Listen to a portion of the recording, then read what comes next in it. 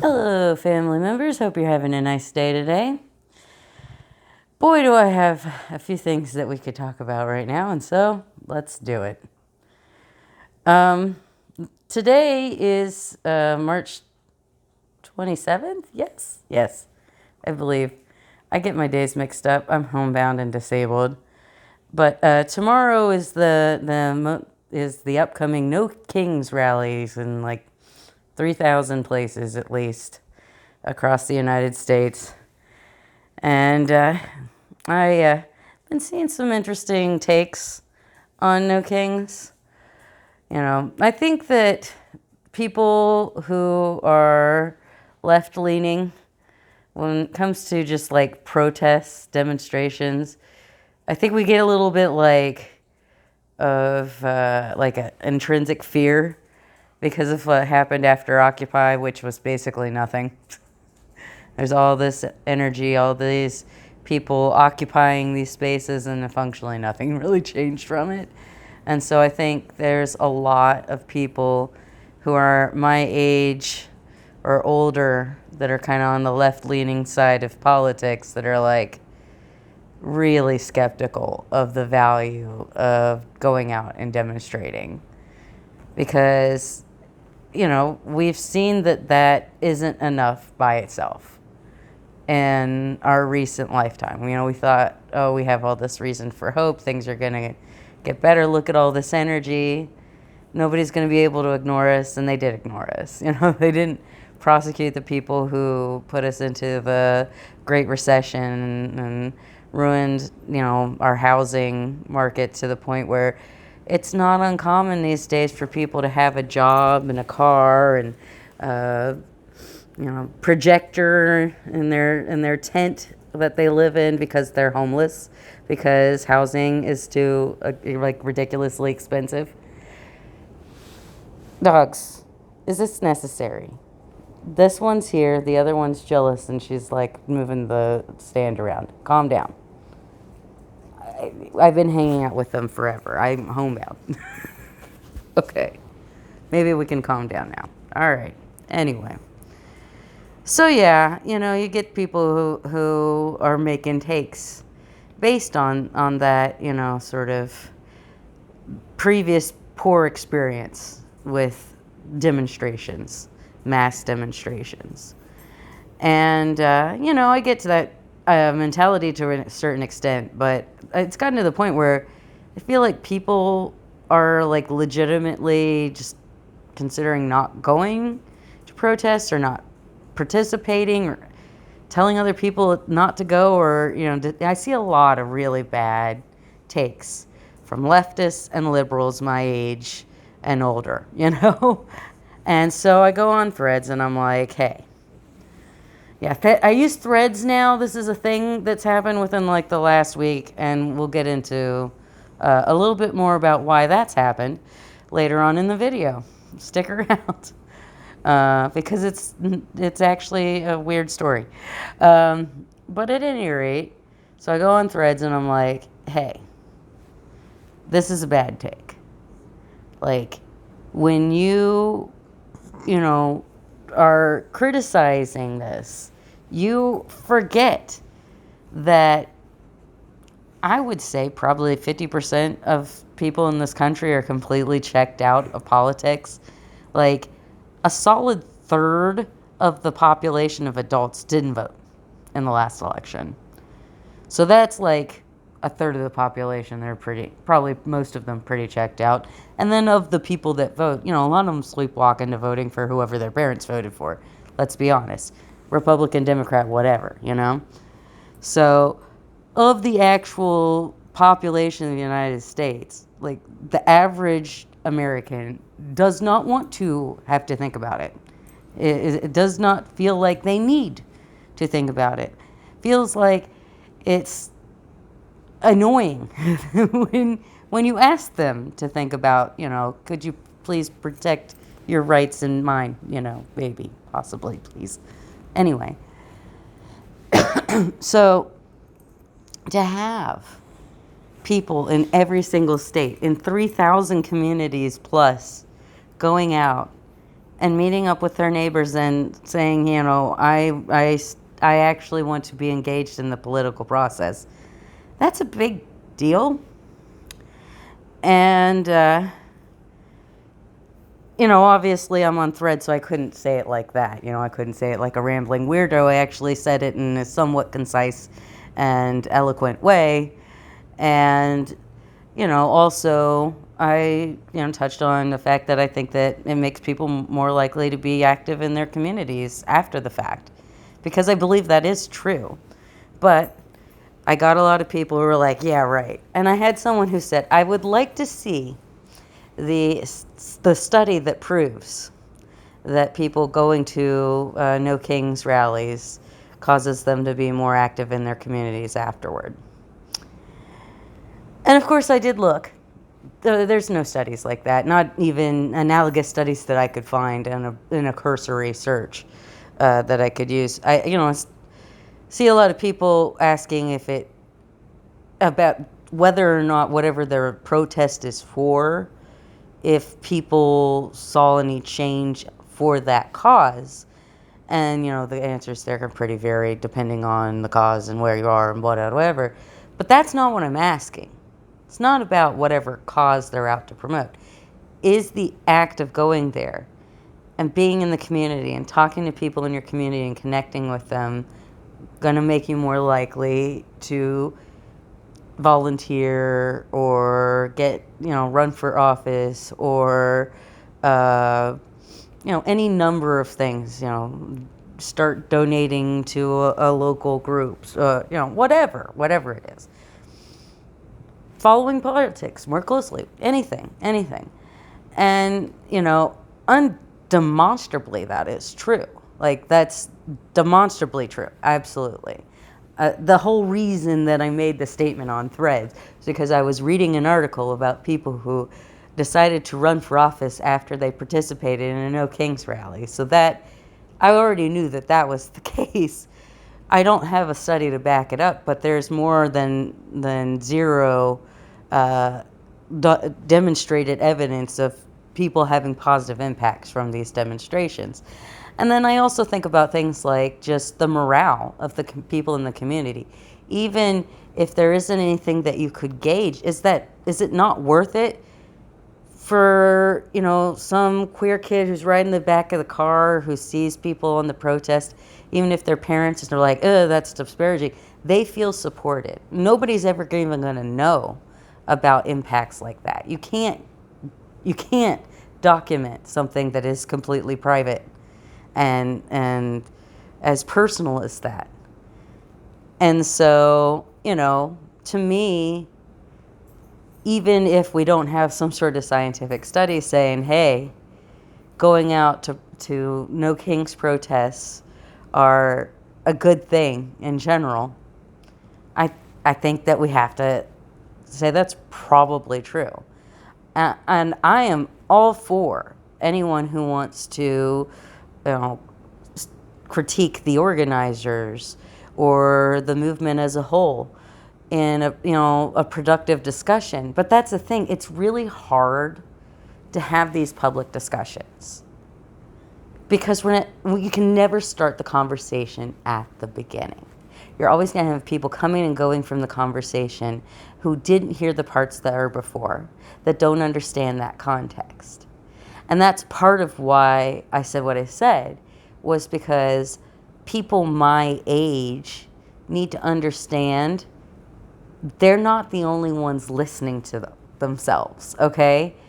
When you go out there and you have this hostile idea towards No Kings, and there's not that nuance and that context of why specifically, you know, why you worry about putting your energy into a movement when you've done that in the past and then didn't see any significant change that you were demonstrating for.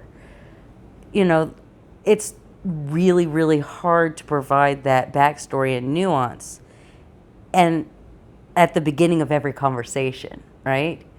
And so some people are going to be speaking from a place where they know that, and some people are going to be speaking from a place where they don't. And that's where a lot of miscommunications lie. That's why there's all of this tropey leftist infighting stuff, you know?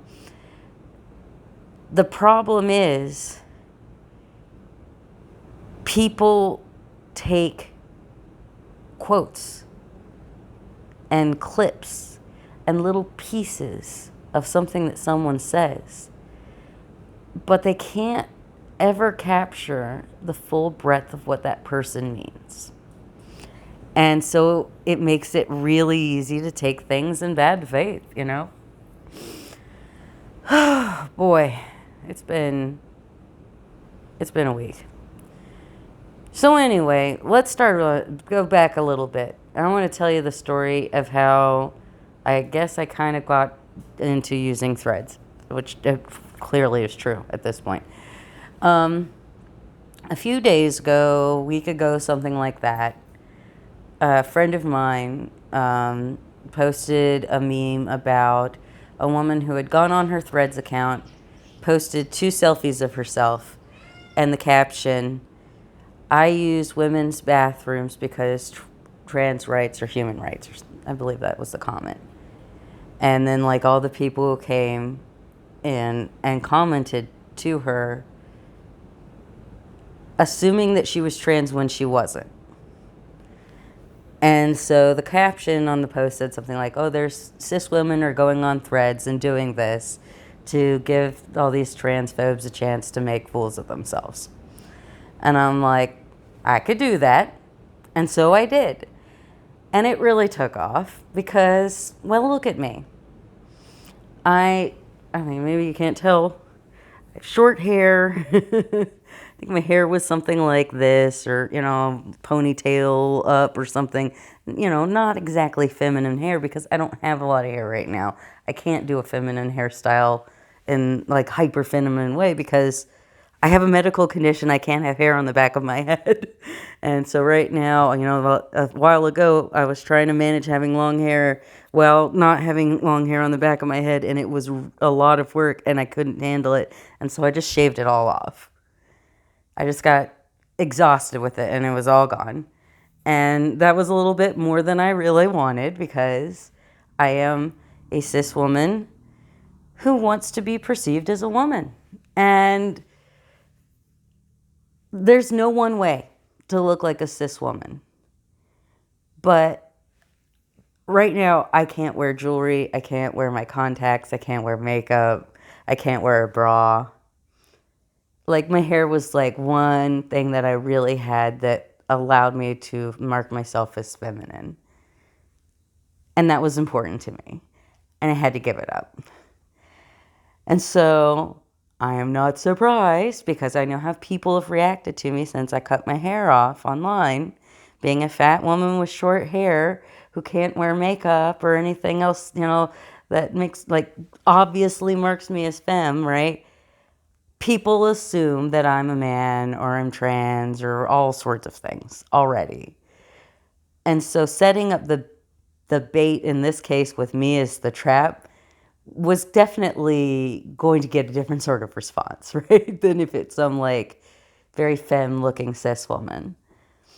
And I got a lot of the stupid hateful people and I tried as much as I could. I went in like the top comments and tried to like put things to make it obvious that it was a joke and it was part of this trend so that anyone who was just a little bit observant wouldn't fall in the trap. I tried to give them a little bit of an out and they fell right in by the hundreds. I got, you know, like hundreds, thousands of views or something. I don't even know how many. I'm not used to getting numbers. I'm a very, very, very small micro niche content creator. I am an asexual, pan-oriented, aromantic, romance repulsed, fat disabled woman. Like I'm very hyper niche. I don't normally get that much, you know, sunlight sparkling on me there. And so, of course, then, you know, I get like some followers and stuff on Threads and I'm like, well, I got to do something with this. And so I start posting some hot takes and sometimes people like them, sometimes nothing happens. But it's an interesting thing to have happen to you. But after I made that post, in the midst of it all kind of going a little bit semi-viral, especially for me by my standards, I see a take on that trend saying, oh, cis women think they're doing something for trans women by posting this. Oh, well, this is your idea of trans activism or something like that. And I was just gobsmacked because no, I did not think making a post on Threads, a funny post on Threads for fun, that I thought would be just funny and maybe get a couple of people commenting on it. I didn't think that was some sort of actual trans activism. That's not what I'm doing for trans people, okay? Like, very strange thing. Just assuming that cis women aren't doing more for trans women than a post, maybe, I guess, for our own gratification, have people come in and be like, oh, you're such a beautiful, which I did get that. I did get some people who are like, you're so pretty. I would have never guessed you were trans. And I was like, I kind of felt bad for that. Because I'm like, I was not trying to present myself as trans. And thank you for thinking I'm pretty, I guess. I mean, like, I know a lot of really, really pretty trans women. And if you mistake me for a trans woman, I'm not going to take that as an insult. Like, Laverne Cox exists, okay? Like, seriously. Anyway. But, like, no. Why is that? And I also started realizing that the reason people were making that assumption didn't have anything to do with me or any of the other women who went with this post. They assume that there aren't cis women who support trans women and support trans rights, trans men, and non-binary people. They need to believe that you have to have caught the virus and be one of the transes to want trans rights, when that's not true. I mean, if you look at the demographic, cis lesbians are the most supportive non-trans demographic you can find. And non-lesbian cis women are often extremely trans supportive too. I know quite a lot of them myself, being one myself, okay? And I think that's really the crux of it, is they need to believe that if you express support for trans rights, that you are trans. That there aren't any women out there that are cis, like me, who are comfortable calling ourselves cis women. Like, I'm so glad the term cis woman exists, because it makes it really easy for me to talk about my experience as a cis woman in contrast to trans women.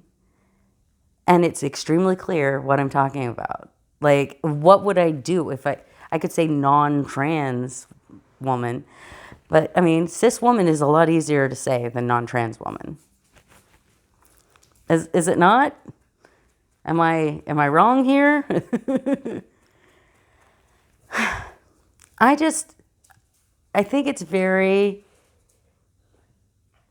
very telling how when people do take actions, there's always someone there to take every side of it. I think that's the human experience. I think it's a good thing generally. I think that we're made this way for a reason. I think we're made to be a group of people who look at things from every point of view, because that helps us problem solve, that helps us find new ways of doing things.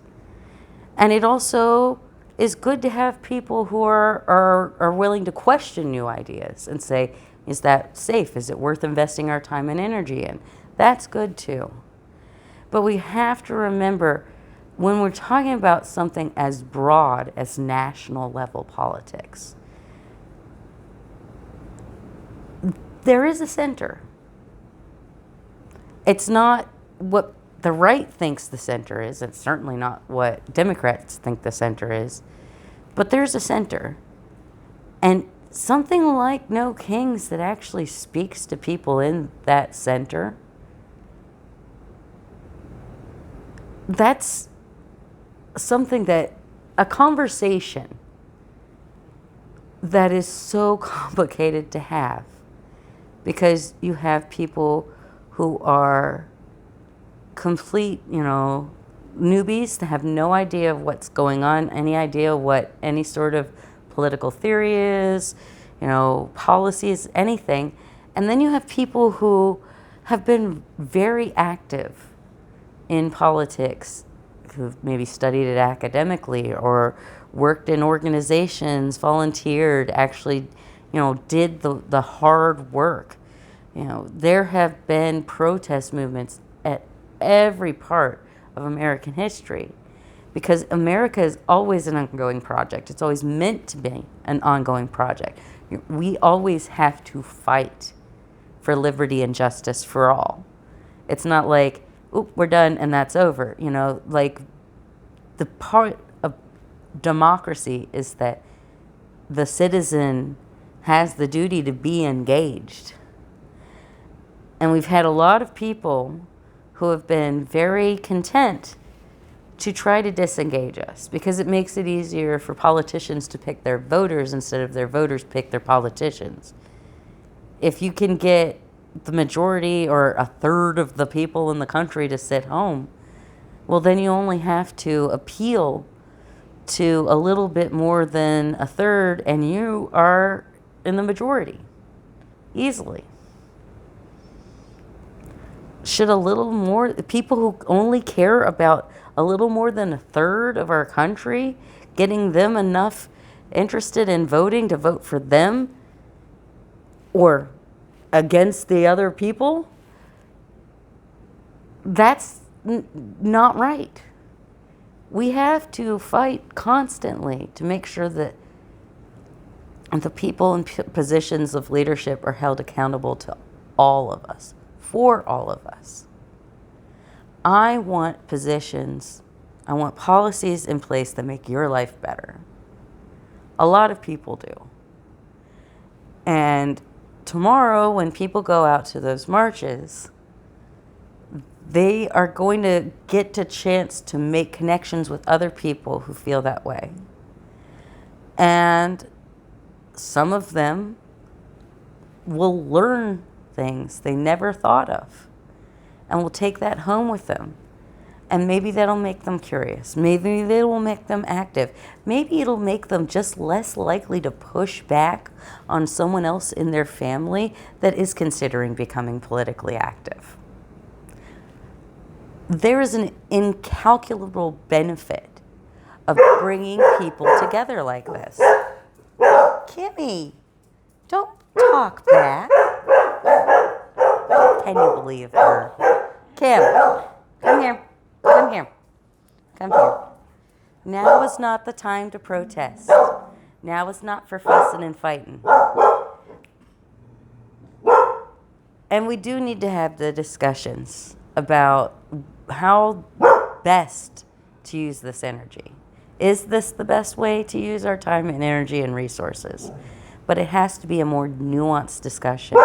It has to be one that can be had either in a place where people who are coming in with no nuance are either given that at the outset of the discussion or just not part of it. There are ways and places to have these discussions. I don't think little spicy hot takes on threads or comments on Facebook posts or YouTube videos are the place to have these discussions.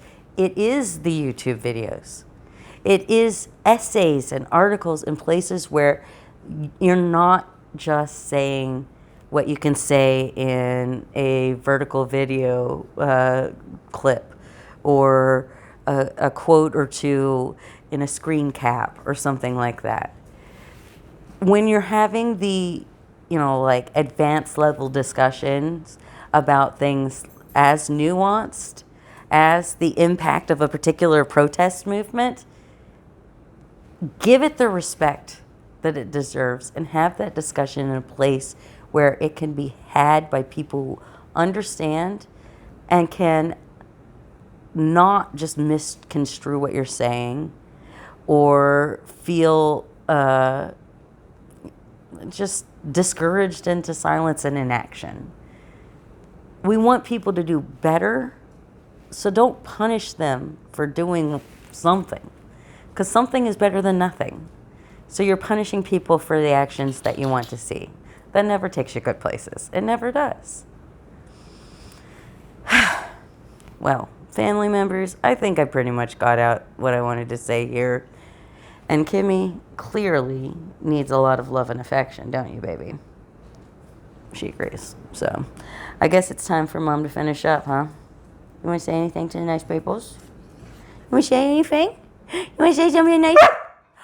Oh, she did want to say something. Oh. Well, good night, family members. I hope you take care of yourself and have a lovely day. Bye.